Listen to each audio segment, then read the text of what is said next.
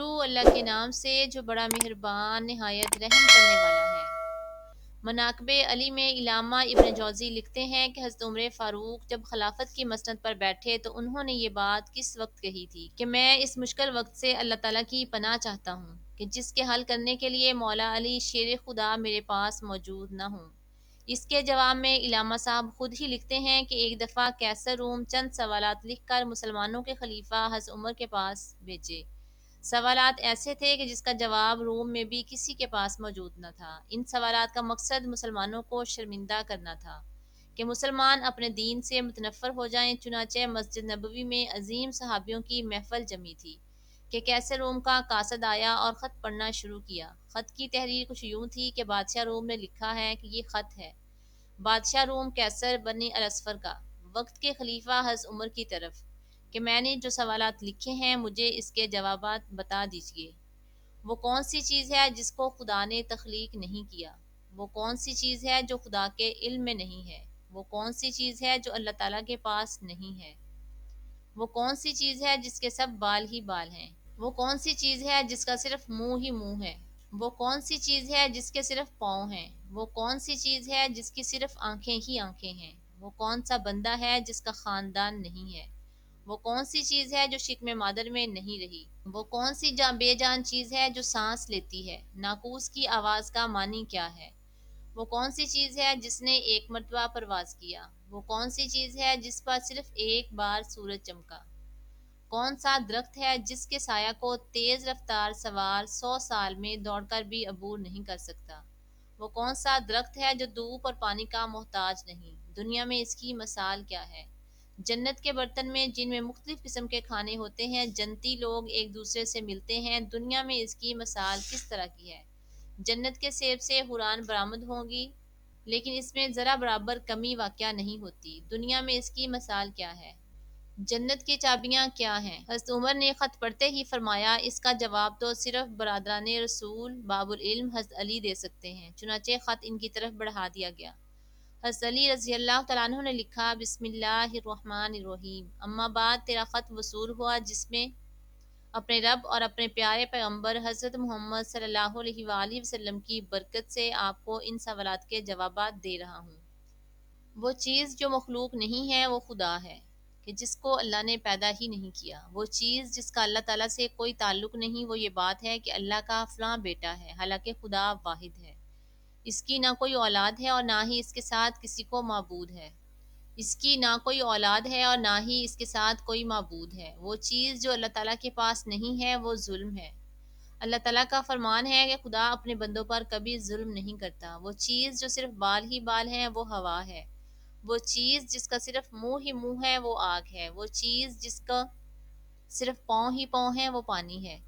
وہ چیز جس کی صرف آنکھیں ہیں وہ سورج ہے۔ وہ شخص جس کا کوئی خاندان نہیں وہ حضرت آدم علیہ السلام ہے۔ وہ چیز جو شکم مادر میں نہیں رہی، حضرت آدم علیہ السلام، حوا، حضرت اسماعیل علیہ السلام کی قربانی کا دمبا، حضرت موسیٰ علیہ السلام کا عصا، حضرت صالح علیہ السلام کی اونٹنی، اور وہ بے جان چیز جو سانس لیتی ہے وہ صبح ہے۔ ناقوس کی آواز کے معنی یہ ہیں، حق ہے، حق ہے، ٹھہرو ٹھہرو، خدا عادل ہے اور وہ سچا ہے۔ کوئی تو پر وہ پرندہ جس نے ایک مرتبہ پرواز کیا ہے، دریائے نیل کی سرزمین پر سورج ایک بار چمکا ہے۔ جس جگہ پر حضرت موسیٰ علیہ السلام نے اپنا عصا مبارک مار کر رستہ بنایا تھا، وہ درخت جس کو میں اگر تیز رفتار کے ساتھ بھی چلوں تو 100 سال تک بھی پار نہیں کر سکتا، وہ شجر طوبہ کا درخت ہے جس کی شاخ جنت کے ہر محل میں جاتی ہے۔ دنیا میں اس کی مثال سورج ہے کہ جس کی کرن ہر گھر میں پہنچتی ہے اور تمام زمین اس کی روشنی سے روشن ہو جاتی ہے۔ وہ درخت جو پانی کے بغیر اگایا گیا، وہ درخت حضرت یونس علیہ السلام کے لیے اگایا گیا۔ جنت کے برتن میں بے شمار قسم کے انعامات ہوں گے، وہ ایک دوسرے سے الگ الگ ہوں گے۔ اس کی مثال ہم دنیا میں مرغی کے انڈے کی لے سکتے ہیں۔ جنت میں جو سیب عطا کیا جائے گا اس سے حور برآمد ہوگی۔ اس کی مثال ایسے ہے جیسا کہ سیب سے کیڑا باہر نکلتا ہے لیکن اس میں کمی واقع نہیں ہوتی۔ وہ چیز جو دنیا میں سب کے لیے برابر ہے، چاہے وہ مومن ہو یا کافر، لیکن آخرت میں وہ صرف اور صرف مومن کو عطا کی جائے گی۔ وہ کھجور کا میوہ ہے جسے آخرت میں صرف مومن ہی کھا سکتے ہیں، جبکہ دنیا میں اسے مومن اور کافر دونوں یکساں استعمال کرتے ہیں۔ جنت کی چابیاں کلمہ توحید، لا الہ الا اللہ محمد رسول اللہ ہے۔ ابن مسیب سے مروی ہے کہ خط بادشاہ روم کو ملا۔ اس نے خط پڑھ کر کہا میرے سوالات کے جوابات صرف اور صرف خاندان رسول صلی اللہ علیہ وآلہ وسلم سے ہی مل سکتے ہیں۔ پھر دریافت کیا کہ یہ جواب کس اعلیٰ ہستی نے دیے ہیں۔ ایلچی نے جواب دیا کہ ان سوالات کے جوابات مولا علی ابن ابی طالب، جس کو حضرت محمد صلی اللہ علیہ وآلہ وسلم نے علم کا دروازہ کہا ہے، اس شخصیت نے یہ جواب دیے ہیں۔ یہ خط پڑھنے کے بعد کیسر روم نے حضرت علی رضی اللہ تعالیٰ عنہ کو خط لکھا کہ مجھے آپ رضی اللہ تعالیٰ عنہ کا ارسال کیا ہوا خط مل گیا ہے۔ وہ پڑھ کر مجھے یقین ہو گیا ہے کہ آپ اہل بیت، نبوت اور رسالت کا قیمتی خزانہ ہیں۔ آپ رضی اللہ تعالیٰ عنہ ہی حقیقی شجاعت اور علم کے وارث ہیں۔ کیسر روم نے اپنے دوسرے خط میں لکھا کہ میری یہ خواہش ہے کہ آپ مجھے مذہب اور دین کی مزید معلومات بھیجیں۔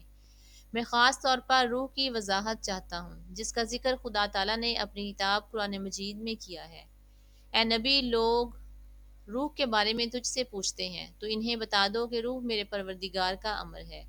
یہ روح کیا چیز ہے؟ مولا علی شیر خدا رضی اللہ تعالیٰ عنہ نے جواب میں لکھا، روح ایک نورانی نقطہ ہے اور ایک غیر مرئی مخلوق ہے، جس کو اللہ تعالیٰ نے اپنی قدرت کاملہ سے پیدا فرمایا اور اپنے خاص خزانہ سے نکال کر اپنی ملکیت میں رکھا، اور یہی روح ہی اصل ہے، ہر چیز کا سبب زندگی ہے، اور زیرو جاندار کے پاس ایک وقت مقررہ تک امانت ہے۔ جب اس کی مدت مکمل ہوتی ہے تو خدا اسے اپنے پاس واپس بلا لیتا ہے۔